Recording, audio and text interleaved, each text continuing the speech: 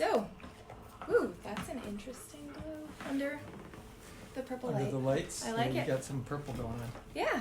So hi, we are live Yes, we are. We're live. on Facebook right now. Really? Facebook? Oh look, hi Kaylee. Thanks for joining us. Hi, Kaylee. I have Bob and Atlas here at the office with me today. Lily decided to stay home, so she's currently chilling and Waiting. relaxing. There. And Callie is here too. Bob is the one making all the noise. Oh, look, Vera's here too. Hi, Vera. By the way, thank you guys for the pastries. They were a huge hit at the Halloween party on Friday night. That was pretty fun. I said that to Bud yesterday, and he said, well, it's fun buying that stuff. They won't eat it, so they buy it to have the joy of buying it, and then they've been giving it to us. Fun. So You thank know, you. that's a cool We appreciate it. way of doing that. Yeah. So they get I like the it. joy out of buying these yummy pastries, and then they don't have the temptation of eating them. You know, I understand there's the some joy in feeling that. though, because Yep. I'm kind of a big Mm-hmm.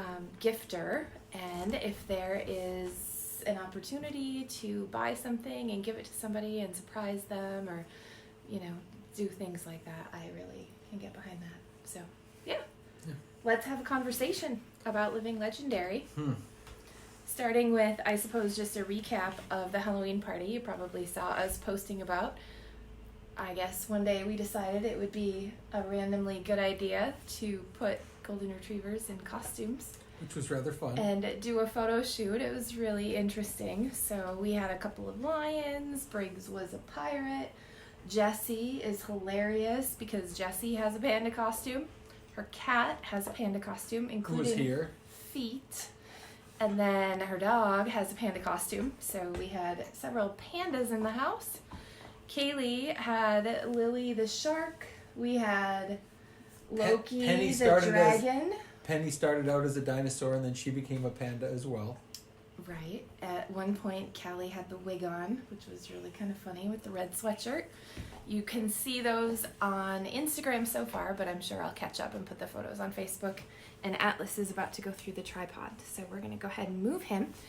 And Kaylee surprised me with a costume change for Bob. She got him a Donald Trump costume, complete with toupee. It was hilariously cute. And then, as the night went on, I put the Trump costume on Atlas, and he is so mellow. He actually made a really good Trump as well. He made a very good Trump. And then we had Nala, the little Shih Tzu, in a little red dress. So A that little was- boudoir girl. I know, so she She was was so kind of cute. funny. So it was a really cool night. It was pretty relaxed and just, I think, a celebration of living legendary. We had some of our long lost friends come visit, Yeah, that was cool. and we had the fortune teller. It was just kind of just the right amount of people, Yeah. not too many, so it wasn't crazy. Yeah. I found myself relaxed and just being able to chill. I really Right. like that. I think at the very beginning, when a few people had just shown up, by whoever I was sitting with, I said, that's enough. No one else needs to come, because I just kind of wanted to be there. And it turned out that's how the whole evening was. Yeah, It was perfect. That was really good. Yeah. So, I know you said that you have had a lot that you wanted to talk about. It's been a while since we've just sat in the same place and gone live. Yeah. We have been working on a couple of the coolest, most fun, detail-oriented projects that we have to this point. And of course, we've been also crazy busy again on the service side of things. So a lot has been going on. What's really interesting about the two particular projects we're working on right now is, one, the detail in the finish, but then the other one is the most detail in the structural. So I can only imagine, once we get beyond the structural, how much the fine detail will be, but there's a lot of detail in the structural part of that project. So it's kind of interesting, because they're two very different detail-oriented things, but they're both pretty detailed.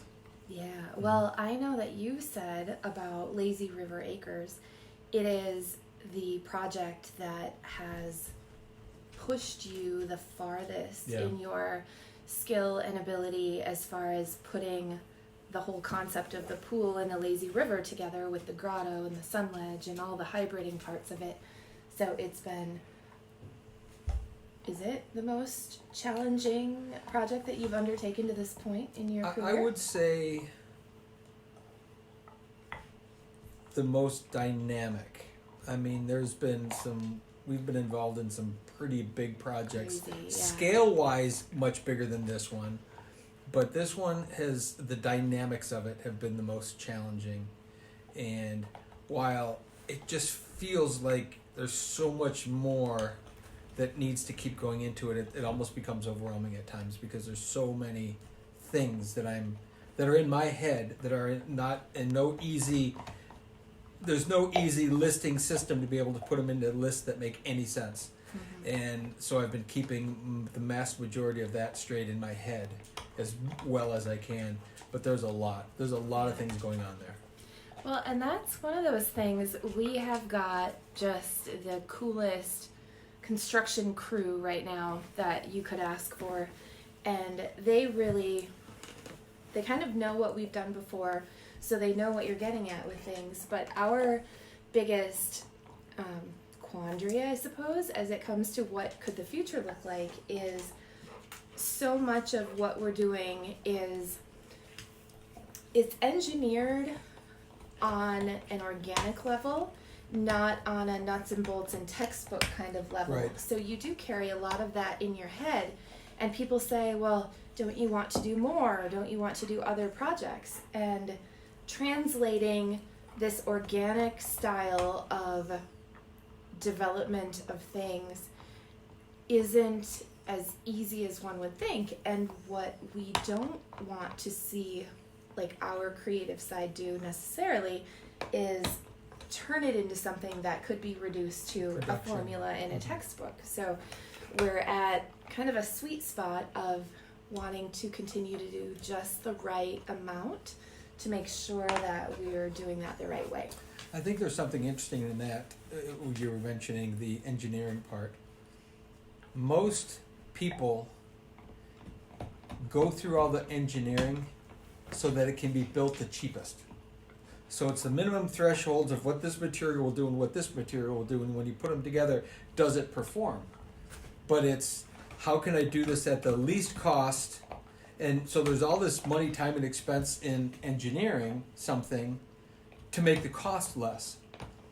Where the practical engineer says, let's overbuild, we'll put cost secondary, because you're going to spend that money with all the engineering time and fees and everything, and the delays for that, and then building it to its minimum standard so it performs. And there is that, and there's an awful lot, most people do that. I would prefer to be the practical engineer, which says, here's the materials, I'm going to overbuild with these materials, which means my cost is higher, but I don't have all this engineering lost time. And so the net is probably really similar, but we way overbuild things. When someone would minimize the footing and try to spend $300 less in concrete material to engineer a wall, but they'll spend $500 getting engineered survey on it, or certification on it, it doesn't make any sense. Spend the extra $300 on the material and just build it. Because inherently, when you're building robustly, you don't have to worry about it falling apart. If I was trying to build something the absolute bare bones cheapest I could build it, then I would always have this swirling around in my head. Is it strong enough? What didn't I think of? What didn't I whatever? So there's a real distinct line there where engineering has its place. It absolutely does in so many things. And it's because of engineers that I understand what I understand. But from a building standpoint, I know the materials well enough that I don't need to have someone else certify it. I could build it cheaper if I did, but then I would have their cost anyway. And to me, the delays and everything else just aren't worth it. And so it's just kind of interesting to look at where costs are, where you can spend money. And there's certainly, we've seen all kinds of, and I think of a particular project that I did work on when we talked about scale. And this backyard was had been filled when the home was built. They filled the backyard with all the stumps. They buried it all way deep, 30 feet into the ground. I mean, this project was massive, and you could, in fact, bring an engineering firm in, take 6 months to a year to decide exactly how we rebuild this, restructure, and build this back up. And what the foreman on the job decided to do was dig it all out and fill it in concrete. So this 30-foot deep hole with all of this stuff was filled with concrete up to the structure. Now you have a perfectly engineered situation without the cost of an engineer. You had massive cost on the materials, but you would have had a year delay, and who knows how much that would have still cost and what they would have come up with to pour foundations and footings and fill things with stone and then steel over them and stone and concrete to come up to the level. Instead, it was dig it out, haul the stuff away, and start dumping trucks of concrete in there. And that's what happened. And they built this massive footing for the pool to sit on, to the tune of, I think, 100 trucks of concrete or 40, 50 trucks of concrete just to foot underneath this thing. Wow. But the cost of engineering to do it and all of that would have been there anyway. And this guy, that way, this was done in 3 days instead of, a year. Mm-hmm. You just, at some point, it becomes practical. Get down to good soil and fill it up and start from there. So, in terms of kind of where we are as a construction company and the level of detail that we're working in, and I know like we're detail heavy on Once Upon a Time because the structure's in, the pool's functional, the hot tub has been used and enjoyed. We're in October and the pool's been heated and the kids are just loving it there. And then we'll be getting into that in the lazy river. And at the Halloween party, I had posted a while back on Facebook a teaser image, and it was like this wharf wall with these boats and things like that. And I kind of alluded to, something like this might be coming up. So the Once Upon a Time owner was here at the party and said, "Oh, is that what you're doing as part of the next project? Because that is going to be crazy cool." Mm-hmm. So that detail is going to be coming out in that. So in terms of the projects and the way that we're doing them, I know that when the inquiries come in for people that want us to build, one of the things that they really are drawn to is the detail. And it's about the pool, but it's about the surrounding of the pool. More than that, though, it's about kind of this journey that people will get to take their family on. And I'm thinking about an appointment that you have coming up. You've done a design, and then you're going back to walk the yard again and talk about what the project will look like. And one of the things that homeowner said is, like, he's just looking forward to his kids having this experience every day. So yeah, what are you thinking about where we are in terms of the details, and when they're hiring us to build a pool, They're not really. they're more like jumping into this immersive experience? I think building them a pool is the box that people can put the experience in, because that's all they know. And so many of the people surrounding us that maybe come from the concrete company when they deliver concrete and they've never seen anything like what we're doing, or they try to fit everything into a box of what this is a backyard and a swimming pool. And I think that we've done very well in getting away from that. The pool, the functional part of the pool is secondary. It's an important piece because it's what draws people there, but that's not where I spend my time thinking. I'm not thinking about the pool so much as I'm thinking about the emotions and the creativity that will help people feel a certain way, they'll bring joy to their lives because it's unexpected, or it's not what you would normally expect to see there, or something was used in a way that you're not expecting to see it being used. And that's where the real fun comes in, when people recognize what we do and how different we approach it. And that's where pictures don't do justice. That's where side by side, website to website, where you can call this custom and this custom. And when we talk custom, it's a very different animal.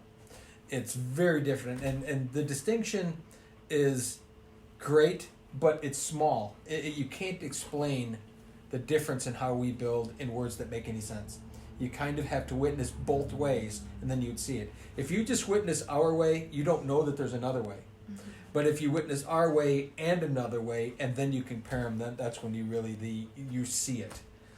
And that's the difficulty with articulating to people what it is that we're actually doing. I saw a reference in the last week or so to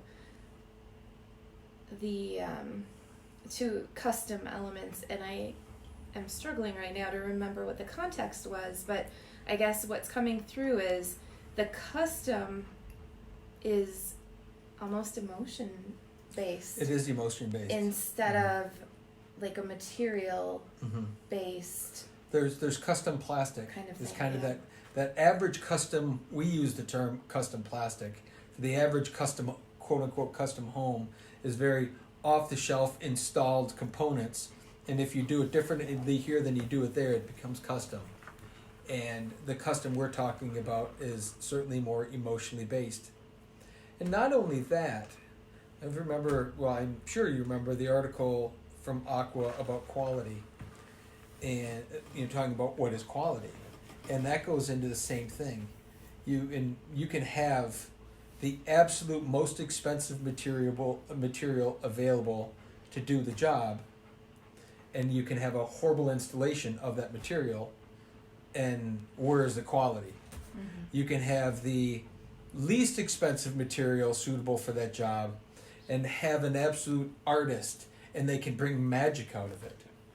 Mm-hmm. Quality comes in a lot of forms. It's in installation, it's in materials, it's in weather, temperature, environment.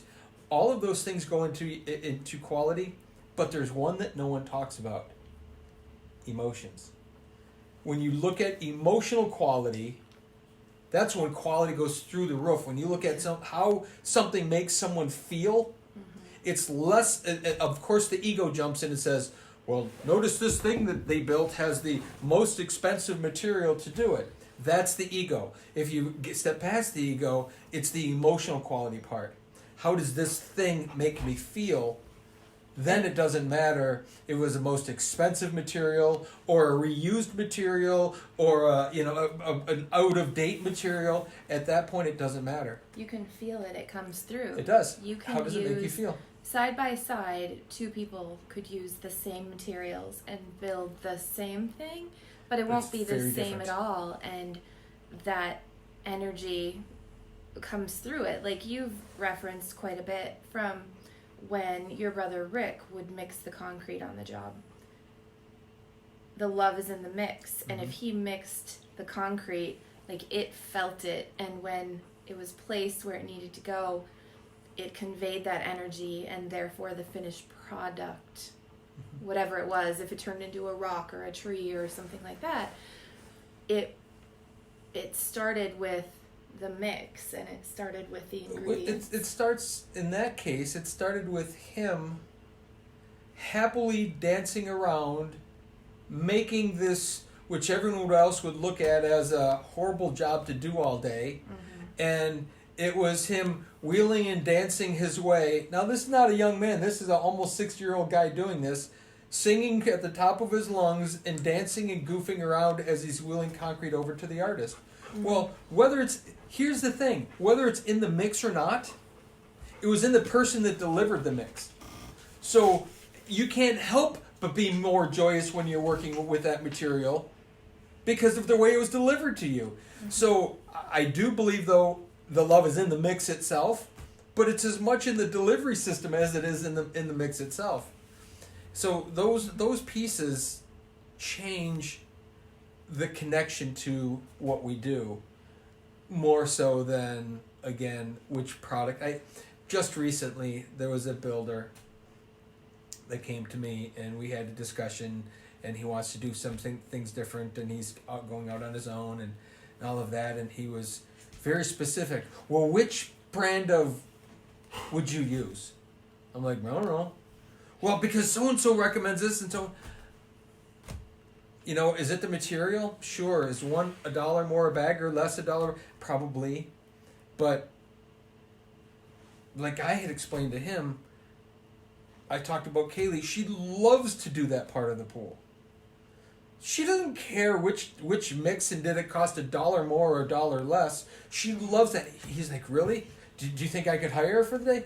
I'm sure we could probably work something out, but it's something she loves. So do you think she's going to look at it and go, oh, this is material versus this brand? You know, would she even know? Because we've never focused on, well, you need to use this one, or we're cooler, so we use this one, but we're high end, so we use this one. She doesn't know the difference. Mm-hmm. She loves doing that part of the pool. And so the net result, it goes to that installation, and it goes to the love of the thing that you're doing. And that was it. That was kind of a neat moment, because it got me to think about, I don't care which material we use. I mean, maybe there's some better, there's some worse. I don't know that it matters so much, because that's not what we're focused on. But that's because we don't focus on it. Right. That's what the average person in the world focuses on, that we don't. Right. So as you're telling that story too, I'm thinking about kind of what we do focus on. And we've been installing Fortress fence for a really long time now. And it became a little more difficult, or almost impossible, for us to get the fencing that we needed. So I had reached out to Fortress directly to find out, how could we get this? Where could we buy from? And our regional, or somewhat national, because he came from down south, rep came up to visit. And instead of just having him come to the office, which is a cool adventure in itself, I said, meet me out at the job so that you could see where we're putting the fence. And he came out, was blown away by it.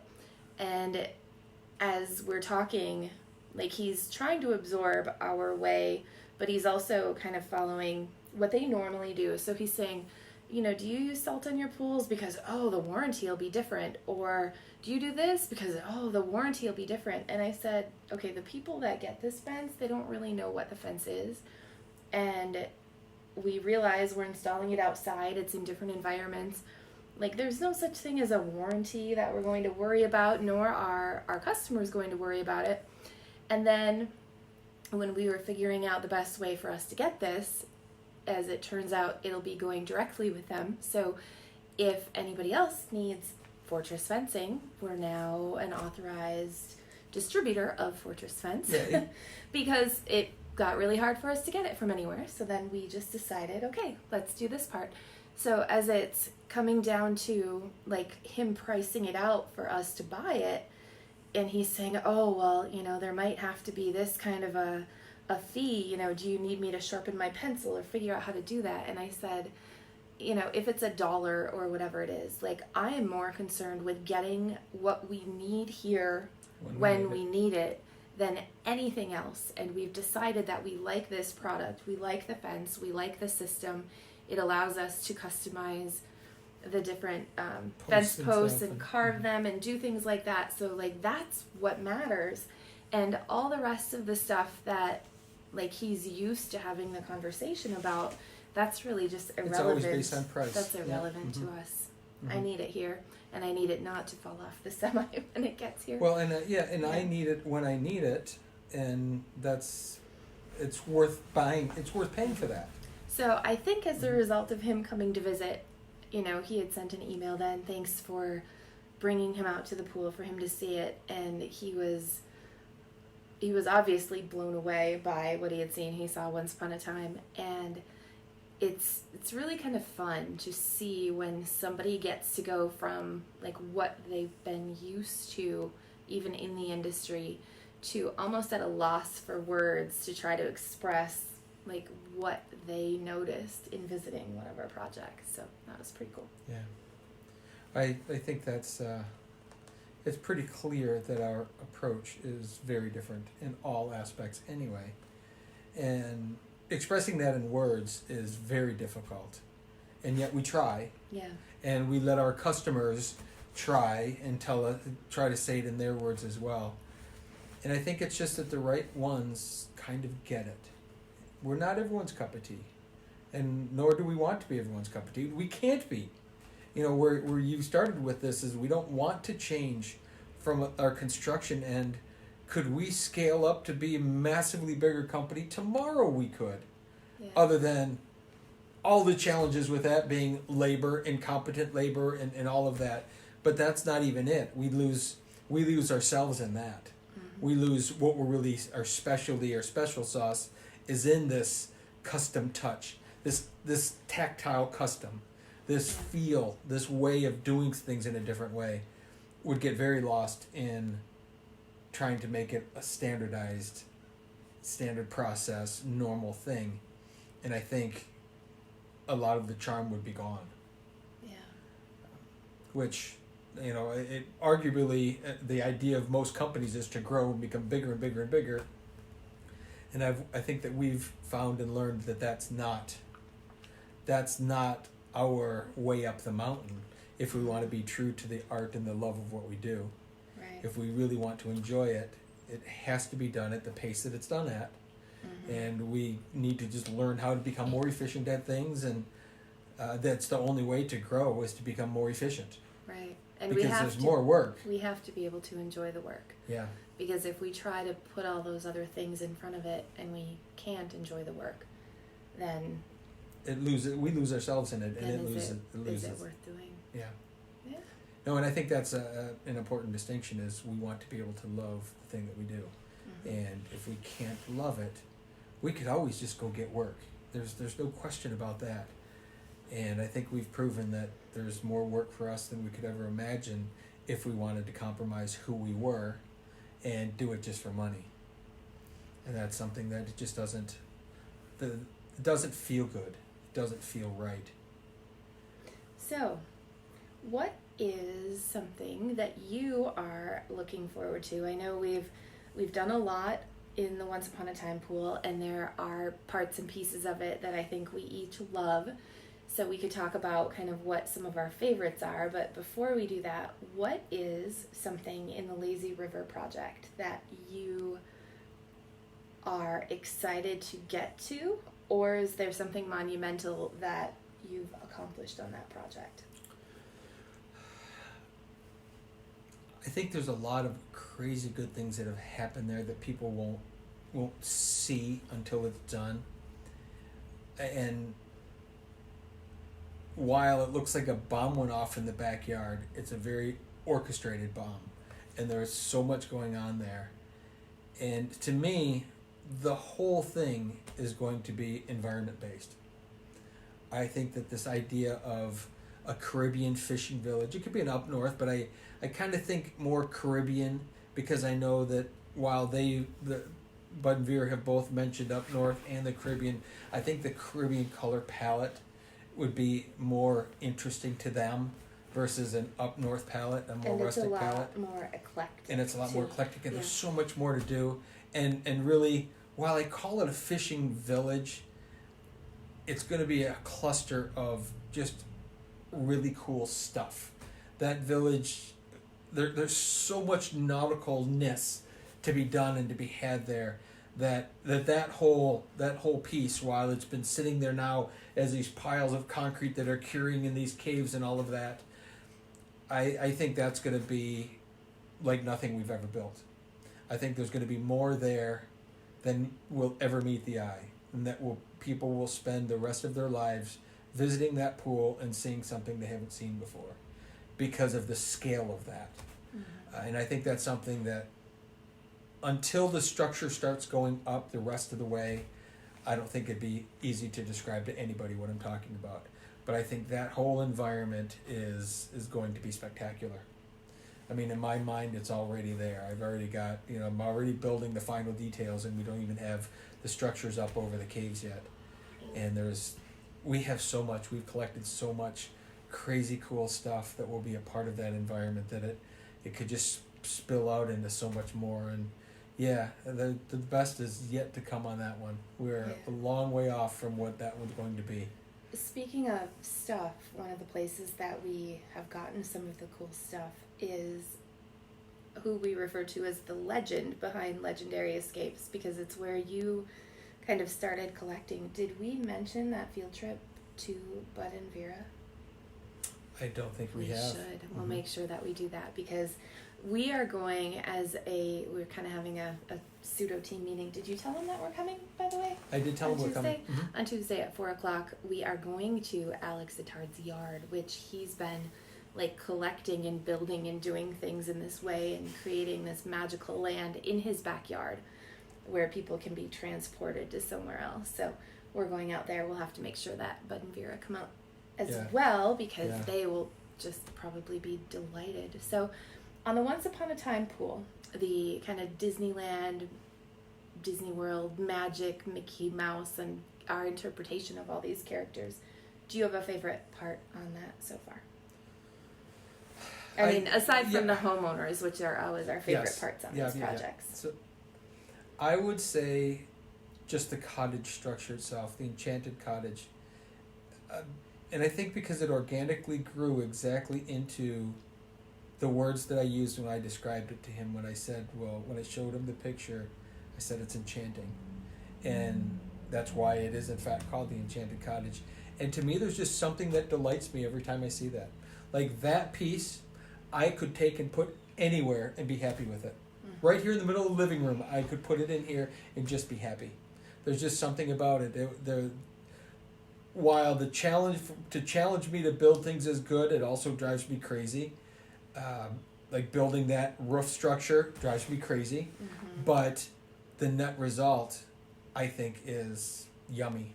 Yeah. Now, it could be built out of just wood. Pretty easy. Stick build that. Wouldn't it be any big deal? Wouldn't be much of an accomplishment. It's built out of concrete. Yeah. That's what makes it, on the deep part of that conversation, that's what makes it the most spectacular. This just isn't, stick built together. You could stick build that pretty quick, but it's built out of concrete, which is pretty insane. It's pretty cool. The details coming together. Frank has shared some of the stained glass in the outdoor kitchen, which is really coming together and things like that. I think one of my favorite parts on there is the little vignette boxes that I've gotten to work on.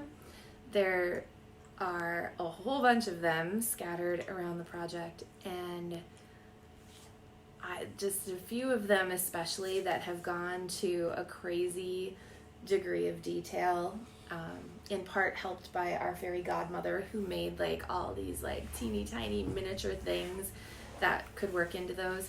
A lot of people won't ever see them or notice them, or pay that much attention, even in photos and things like that. But I think those are kind of one of the magical Sandyland elements that, you've got at this pool such a grand composition of the entire backyard and all of these large visual treats, and then you can go from that down to this the minutest 1 inch by 1 inch little part of that project, and that is equally as detailed and delightful in kind of that just micro sort of way. So that's been a really cool thing too. Talking about that, I was trying to think earlier of this, the way to say this, but what I think an awful lot of people miss is composition. And I think that's where, from a builder perspective, most builders have a formula about how things should be. While 80% of the time that's okay, most of the time it's not great. And I witness that all the time, how people are trying to do great things with poor composition. And I think composition, it goes back to where we started with quality, in that is competition. Composition has a greater effect on your emotional gratification of it, or your emotional customization of it, than the materials itself. So if you have a really good composition, and I don't know why I went full circle to this, because I thought of it based on what you just said. If you take something and you can visually give it good composition, it doesn't need to have the same level of quality material, or because of the emotional support. The emotional quality is so high that you can take something that would be average in any other environment, but put it with composition into the right environment, and it becomes way higher in value / quality / belief. So if somebody is hearing you use the word composition and they're trying to understand what that is, or maybe somebody is a builder like one that you've talked about, trying to put something together but it's lacking composition, what is that, and how could someone even begin to start recognizing, like, what is this composition? What am I talking about? Yeah. So we all have a basic set of skills that we can do. And any one of us can learn skills. Mixing concrete, carving concrete. You can learn a detail and a style of specifically how to carve a rock. Whatever rock you choose to want to be that to be your style. And you can become really good at the detail of carving that rock. But if you don't have, now this magical other word, composition, if you don't know how to place that into a project so that it feels right and feels good, you can have the greatest built and cut and made and carved thing that falls really flat. The value is no longer there. Like if you just plop it somewhere and it... I'm just going to do this because I've seen this done and I'm really good at making this thing. Mm-hmm. But if it doesn't fit, for composition's sake would be, how do each of the elements flow together? How do they work? What's the story that's told between this part and this part? What are you wanting your eye to do? Because if you just throw a bunch of crap together, while it might look cool in the moment, it very rapidly becomes uncool. But if I take my composition hat and I put it on and I say, here's this, what happens when the eye looks past that? What does it see? What's the shape that's left if the sun's back there and now we have a shadow? What happens? So those are the composition parts. If we could take this element and kind of tell a story until you get to this element, now you connected this one to this one in a composition that's gratifying, that makes sense, that feels good. And so now I get here and wow, look at that. That is really cool. How do I then take your eye and say, now what else can we? Because we don't want there to be one cool thing, because I think we've failed. We want this to be an immersion. Yeah. I personally want, in everything that I do, I want you to be immersed in it.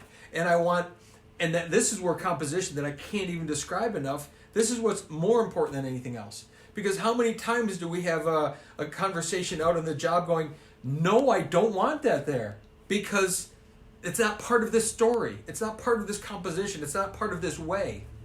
And if we can do that, if we can help tell the story, great example of kind of a composition thing, but not necessarily, was when we started the cottage at Once Upon a Time.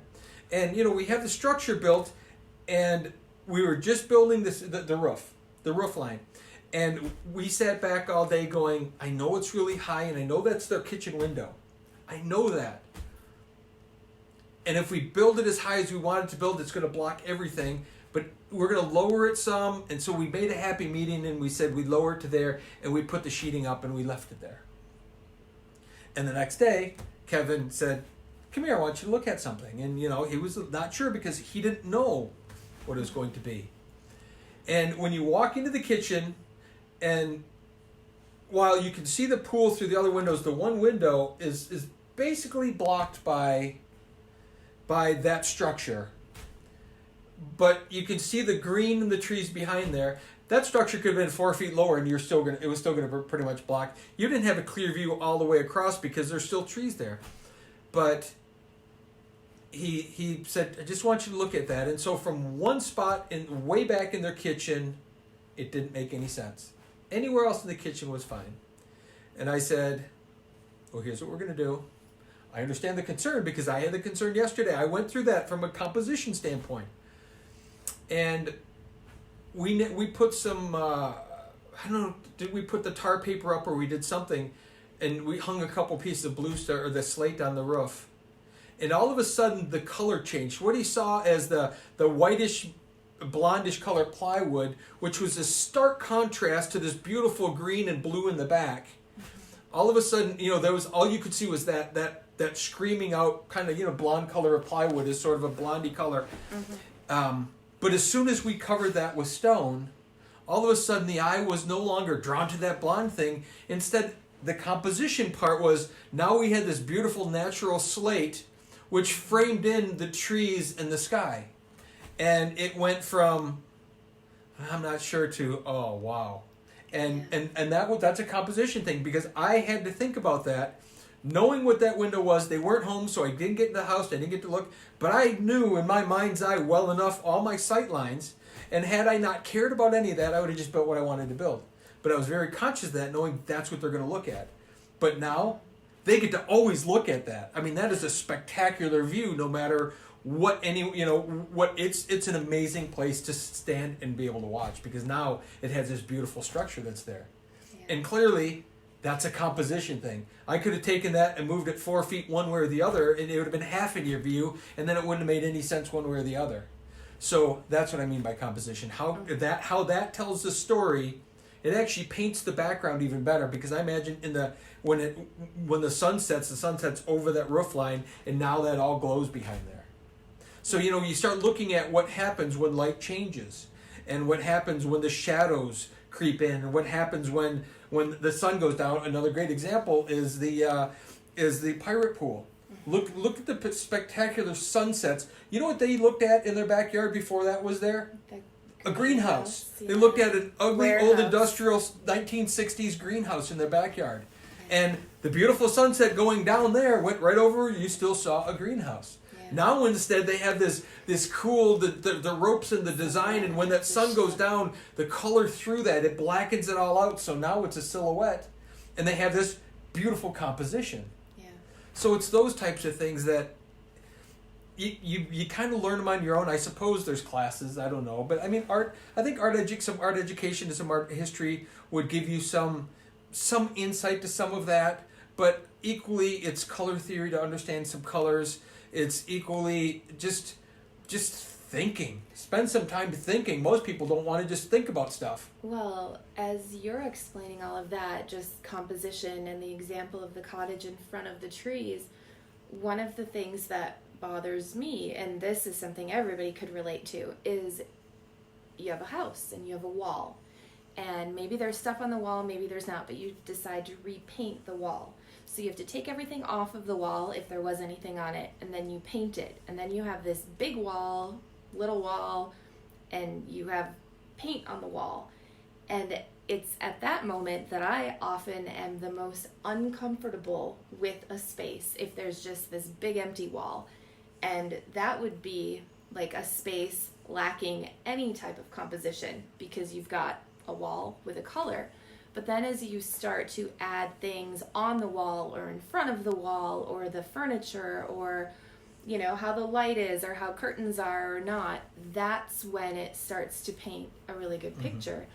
And if somebody is building a brand new house and they make all these choices for all these different things, and then they just smush them all in this brand new house, then it's going to lack comfort, it's going to lack visual delight, it's going to lack everything emotional that quality would make you feel good being in that space, versus if you start with that wall and then you realize the composition, and we don't necessarily talk through the composition, but you put something there and you say, how does this make me feel? And then you say, well, what would make me feel good next? So what should I add to it, and things like that. So I think that's an example maybe that just came to me of what is this thing called composition, and how can I start to notice it's how you combine those different components. And the components, like in the case of a room, while yes, it is the furniture, yes, it is the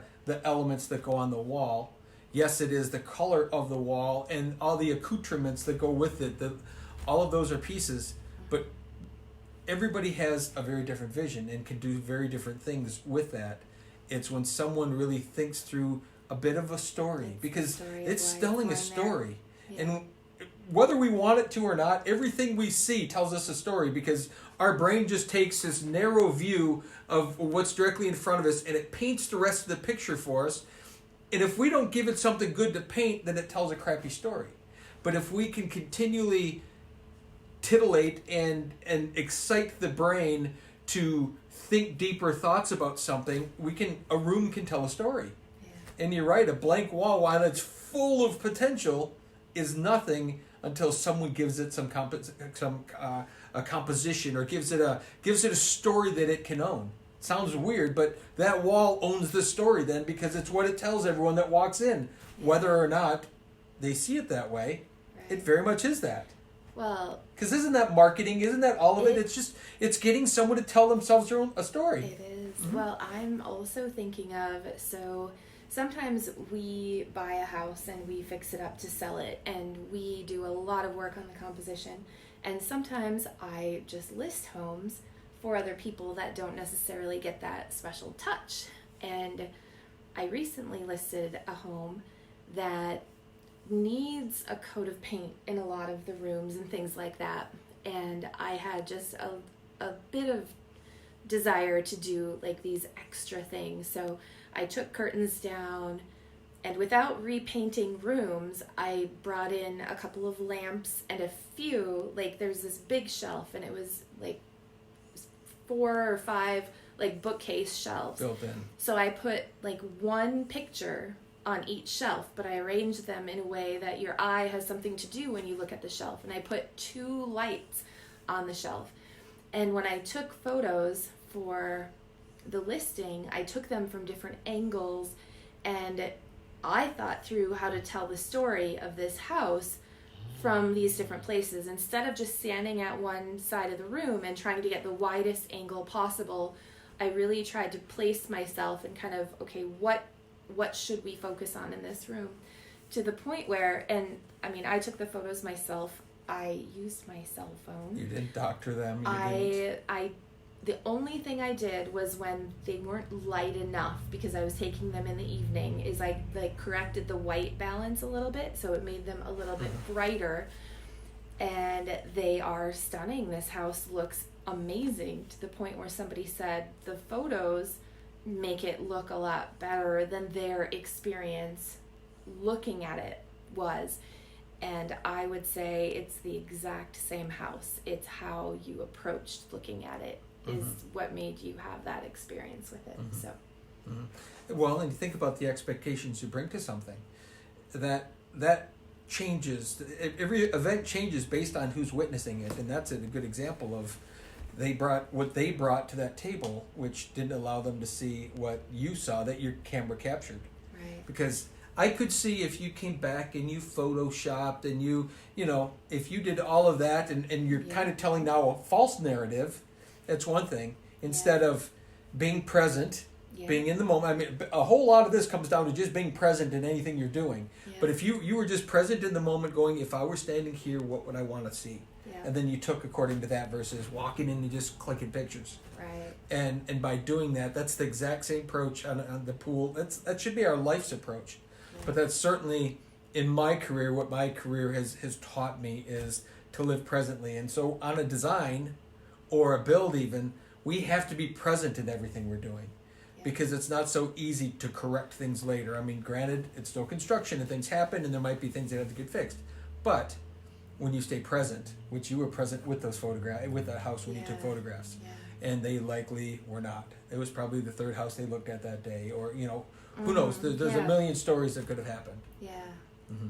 Yeah, so that was kind of delightful. Mm-hmm. You can do a lot with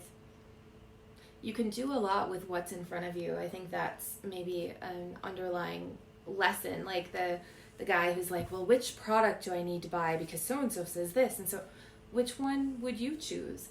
You can do a lot by being present and using the tools you have in front of you. You're not going to become a great artist if you go and just spend a lot of money on great supplies. No. You can be a great artist by taking leftover supplies or modifying things and using them for purposes not intended. That's how you become a great artist. I would argue that the greatest artists never painted with a new brush. Yeah. I imagine that brush could tell stories about how many times it was washed and how many times it was used and how many times, because it starts to take on the character of the artist or your favorite pen or your favorite pencils or your favorite, you name it, whatever the art is. Mm-hmm. And rarely is it, but I used the highest quality oil when I painted this piece. And a brand new, And a brand new, most paintbrush. expensive, blah, blah, blah brush. No, it's rarely that. That's the want-to-be's. And I get it. I want to have really cool new supplies, but those new cool supplies are never going to give me what that old ratty brush that I could paint everything with. They just won't. And then sometimes you like work on something and then you need to just finish that little part and you can't find the paintbrush because you already cleaned it up and put it away, so you end up painting with a twig or whatever Anything it else. is. So, And yeah. I would bet if each classic historic piece of art had the story that could tell the story of how it was created, most of those have. We would be amazed. We would be amazed at how they kind of finally came into finishing this or how they did that, Yeah. and it would rarely be the art student fresh out of art school with all the new supplies doing a new thing. It can't be. Yeah. To become really good at something takes a lot of time. The 10,000 hours Yeah. of experience. Well, you don't buy new paintbrushes every time you paint. You paint and you paint and you paint because you're learning and you're growing and you're creating, and eventually you can build a masterpiece. There's that rare protege that comes out and the first time they pick up a pencil or a brush, they probably could paint a masterpiece. Mm-hmm. That's rare, and I would never count on your art career going that way. If it does, awesome. The likelihood of that is probably almost zero, although I'm sure it does happen. The rest of us that spend our lives doing the things that we love to do, it takes time and practice. And that's much like our tools. Could we have better tools, more expensive tools? Clearly we could have more expensive tools.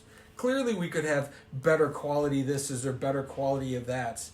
But you don't need that when you're in it. You just need something to do the job. Speaking of which, you mentioned Alex Attard. Mm-hmm. Here's a perfect example. Alex Attard immigrated from Malta right before World War II. I don't know, he's 80-some years old. He came over here as a young man, and then he went back and found a bride and brought her here. But I was there Friday. I stopped there Friday. And out of the saloon is running an extension cord. A bunch of extension cords clicked together going all the way back to the gold mine back there. And he's up on the ladder doing something. He's building mountains, like 3D mountains, out of old pieces of wood. I don't know where he comes up with all this old crappy wood, but it's so cool. And he has an electric drill that has to be 60 years old, plugged into this cord that's run all the way across the yard, down and around the corner, up and over, and I'm looking at all these old ratty cords stuck together to do. Ugh. And the drill, I'm guessing, is as old as me, if not older than me. And the rest of us would have a cordless this and a cordless that, and he had this old drill with an old drill bit in it, and you'd go look at his yard, and that's what he built it out of. So his masterpiece didn't require new anything. It required a drill that would go when you pulled the trigger, and it, and things like that. But that was a good example of, he didn't build any of that with new technology. It was all built with whatever he had, whatever tool, whatever extension cord, with whatever. Yeah. And yet you look at it and you go, one man built this whole thing. Yeah. Like virtually with no help. Crazy. Like no help, but one man's labor of love build all of that. And like I said, I've been going there 20 years, and I saw stuff on Friday I've never seen. Yeah. Like areas of his yard that I've never seen before. How I could possibly have not seen them, I don't know. Wow. Yep. Well, I think that there's a lot that can be in front of us that we don't see until we're ready or until we notice. And as you were just talking, for some reason, we were talking about artists and things like that, and I was thinking about a conversation from Friday. Somebody was here that has kind of been around us for years and maybe is noticing new things, but there was a comment that he made that I didn't quite know what to do with it, but now I do.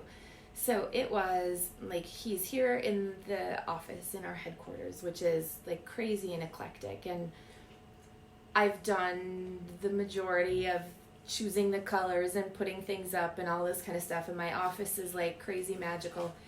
And he's sitting here looking at my office, and he's like, for someone that has an office that looks like that, like what you do doesn't really match. Like you would think that you're like this artist that would be doing masterpieces, or you'd be like immersed in this, and I'm like, well, this is my art, but this isn't my art. Creating a style of life for my family and friends and this company, which happens to include this really eclectic headquarters, that's my art. So I might sit at a computer and I might do accounting, or I might sit at a computer and do marketing, or I might do other things, but my art isn't what he would sit here at a glance and reduce it down to. It's, my palette is the world and life. So now I know what to do with that. Well, now isn't that interesting, because you started this conversation about living legendary, and I think that's the full circle right there, is that's your way of living legendary. Is that while you can be tasked with doing all of those specific things, your art comes out in the living of it. In the living of it. And the people living around you in the living of it. That look to you for that. That let things like Lazy Rivers and Once Upon a Times, and I mean, we started naming our projects however long ago, and everyone has its own flavor and personality, and magic and everything we do and everything we touch now has that too. Yeah. It's amazing how that's the living legendary part. It's sort of oozed into all of our lives. Yeah. Well, that may be a good spot for us to wrap it up today. So thanks for spending this time with us, however long it's been. And yeah, I have no idea how long. Yeah, okay. And maybe observe some composition in your life, on your wall, or in the way that you're doing things, and think about ways of making it just a little more yummy. And pay attention to emotional quality. Yeah. And if you want that really fun tour of Alex Attard's yard that we're going on, shoot me a note and I will make sure that you have the address so that you can come explore with us, because it is a once in a lifetime. I mean, we've gotten to do it several times in this lifetime, but it is a must-have activity. A must-see for people. For kids. Once in a lifetime. I think for kids, even for adults, but for kids, the thing there is kids don't know it's possible. Adults don't know it's possible. Yeah. That you could when you're looking at it, it's hard to understand it's possible. But one step at a time. But it's magic. And what Alex would say is, because he loved to do what he did, he just did it every day. And he just goes out and plays, and he's, like I said, he's not a young guy anymore, but every single day he's out there building more, playing more, doing more, because it's what he loves to do. And it shows. Cool. So there we go. Thanks for letting us, chat about this, and we'll see you somewhere soon. Somewhere along the way.